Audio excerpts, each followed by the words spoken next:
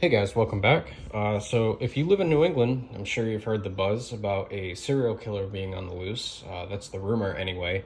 So I did want to step up my carry game, kind of a couple of weeks ago. I kind of thought about it. It's like, I'm carrying this bodyguard every day and, it's a 380. It doesn't really have much ass behind it.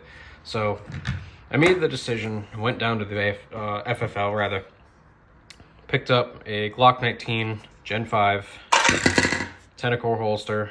The gun is unloaded, so we'll drop that, and obviously the trigger's back, so there's nothing in it, but that's the gun itself. I'll put that back in there just to keep this thing flat.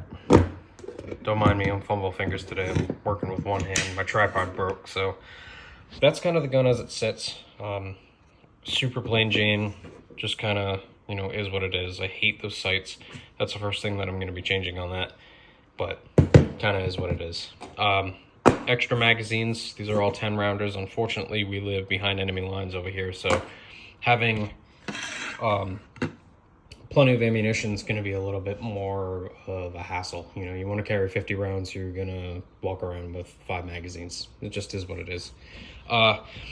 People have mentioned 10-core holsters forever, ever since I started conceal carrying, and I have to say, I always wanted to go with a cheaper option. I was like, no, I don't need all that expensive stuff. Okay, 100,000%. You guys were right. I was wrong. Best holster I've ever had. I like that you can kind of extreme cant the thing over.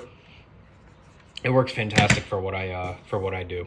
Like I said, extra magazines. I usually carry 3 magazines on me at any time, unless it's the bodyguard. In that case, I hold 2.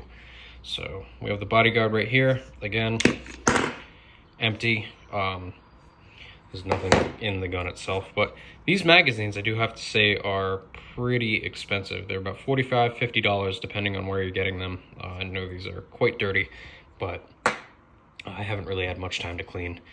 So just going from there, I'm not really sure who makes the holster for the bodyguard. It does work pretty well. I know it's kind of on the cheaper side, but the gun's so small that when you put the thing on, it's basically just disappears. Sometimes I forget that I have it, which is kind of a good and bad thing. Bear with me 1 second. So do have those excess sights. They're not really glowing in there. It's kind of daytime, so kind of get what you get.